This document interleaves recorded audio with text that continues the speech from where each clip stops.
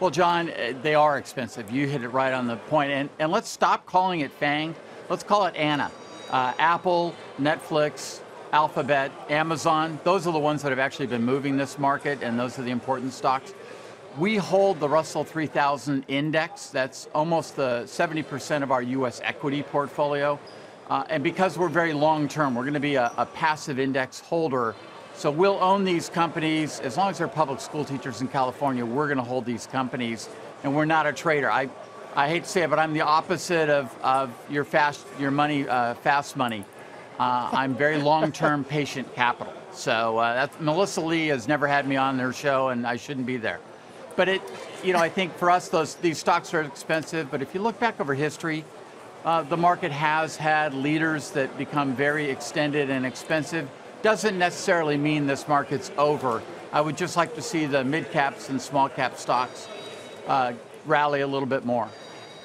So, Chris, in light of that, where would you be putting money to work right now? Because certainly equities is an outsized portion of your fund. Is it here in the U.S., in other sectors and industries, or are you looking overseas?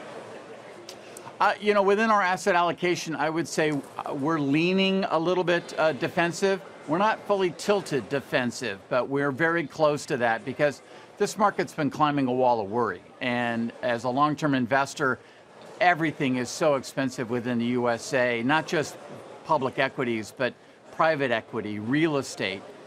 So we have looked and added a little bit money into more of our defensive categories, raised our cash position just a smidge. And what we'll look at is this trade issue and the global challenges that we're facing. And I think what we'll do is lean more towards defensive categories outside the U.S. equity market.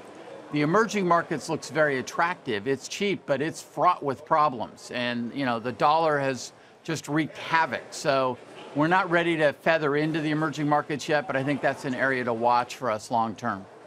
Yeah, whether it's EM, Wells has a report out today, Chris, that defined benefit pension plans could pull, they argue, $20 billion out of U.S. stocks by Friday as they look for quarter-end rebalancing.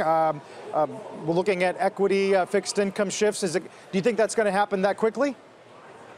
I don't. Most of my peers don't rebalance based on a calendar. We rebalance based on, we realize markets don't trade just on a calendar. So we're going to focus more in on within ranges where people want to tilt. And remember, a lot of the long-term money is outside the USA. You've got trillion-dollar funds in Japan, in Norway, Saudi Arabia. Those are the people that can really move money in and out of these markets. But they're investors too. They're very long-term. So they're going to do subtle course corrections and not massive tilts. I wouldn't expect this market's got strength because it's looking at the equity market.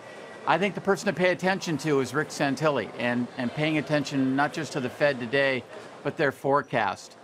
While I'm an equity guy, I got to say the bond market has typically been right on when it looks forward the next 6 to 9 months. So I've been very worried about whether this is going to be a flat curve and will this be an inverted curve, because I think the bond market's going to get it right and the stock market's going to have to react after the fact.